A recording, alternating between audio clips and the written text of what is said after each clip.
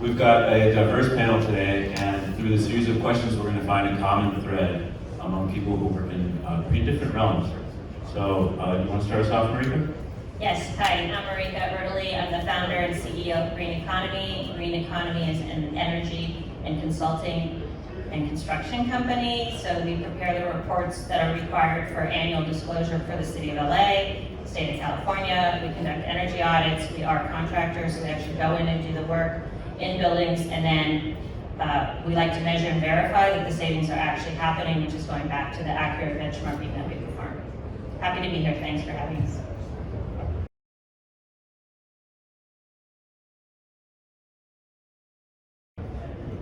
Marika, you deal with technology quite a bit too. What are most of your clients asking for these days?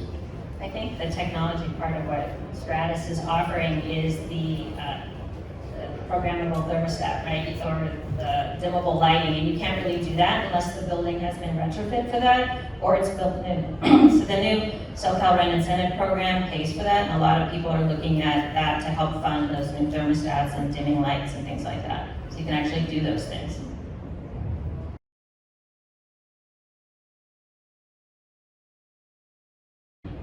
I wonder who's brave enough to take on this question. What does future-proofing mean to you? I think we see a lot of the lenders are driving this with green loans. We had a client who came to us and said, we need to reduce energy by 20% and water by 5%. How do we do that, and how do we pay for it? Again, the SoCal Rent Incentive Program is paying for that, and so that really made a big difference where they got like 60% of the project paid for by that, and that met the requirements of that green loan. Also, I think EV charging station, everybody's looking for EV charging stations right now. There's also a lot of incentives for that, but almost every multifamily property is gonna need EV charging station. And I think that one thing that I think of as very key, and one person has mentioned it, is solar PV and battery storage and resilience associated with that. Energy costs are going to continue to rise. The peak demand cost, if you look at an Edison bill right now, we just did an analysis, it was $45 per kW.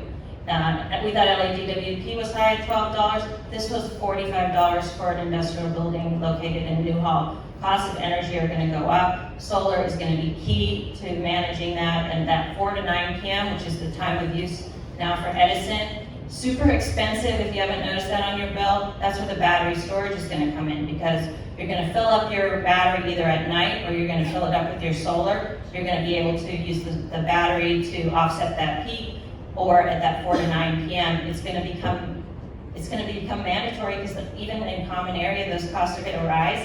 And especially the resilience part of this is that if there's an outage, you still need your garage doors opening and your common area lighting's on. You need to have that battery going, filling up during the day with the solar, depleting to manage those costs or that usage.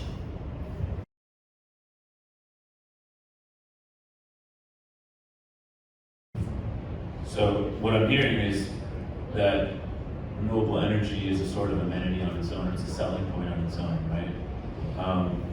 So it sounds like clean tech and sustainability have broken through to a mainstream awareness.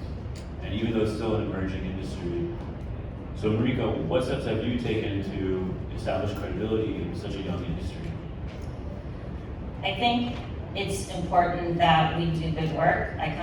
This is my second career. I was a CFO previously, and we really focus on everything from a financial perspective, and we make sure that we do the work right. When we benchmark a building, we actually spend the time to get a hold of that tenant, to get that information and make sure all the data is accurate, because that data that comes out of that benchmarking can actually lead you to make decisions. We just had a client that bought this property from someone else that we were benchmarking the building, and he was complaining that, oh, the new boilers in all 3 properties, he didn't have that as a line item in the budget to replace. And I said, well, actually, if you would have benchmarked the property before you bought it, we would have told you that you needed new boilers, and you could have added that as a line item on your budget and maybe negotiated it with the seller, because the seller was already talking to us about putting in new boilers.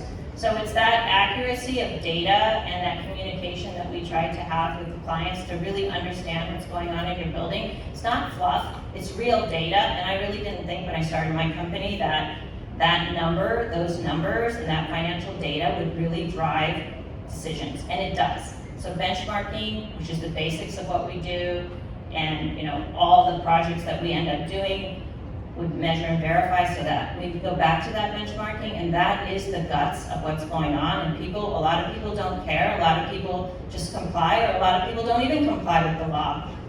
You're missing out. You really don't know what's going on with your property. It has valuable data to help lead you into saving money and increasing the value of your property and getting it Energy Star certified, which right now, I would think really important. People care.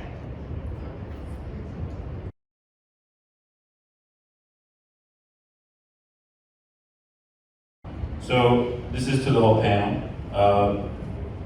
What are some priorities that you think our wider industry needs to get concerned about or adopt?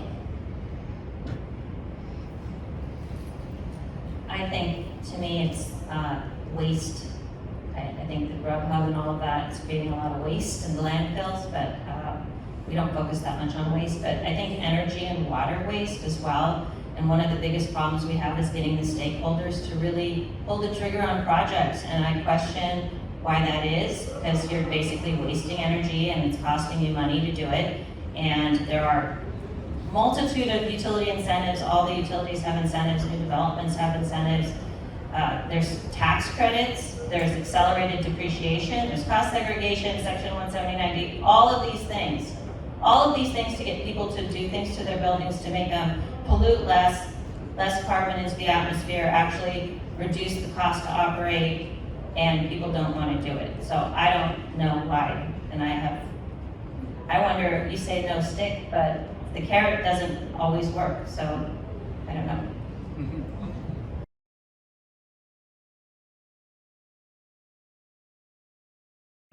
What's changing right now that makes you optimistic?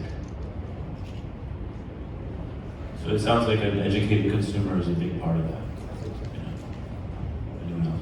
I think the youth, I think the young people actually care about what I'm talking about, and I think that's going to make a difference, especially as they inherit the real estate from their families. I think people are going to care more about what that building is doing to the planet. So I think that's exciting.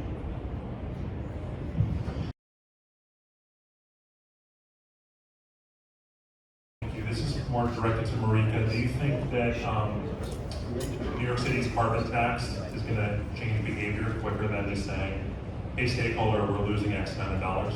Yes, and I think what's going to be leading that, and I think a very important part of that, is the high performance lease.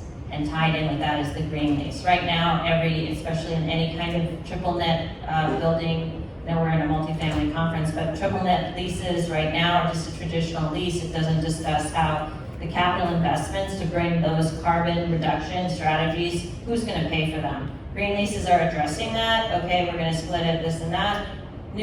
Totally new lease, performance-based. You cannot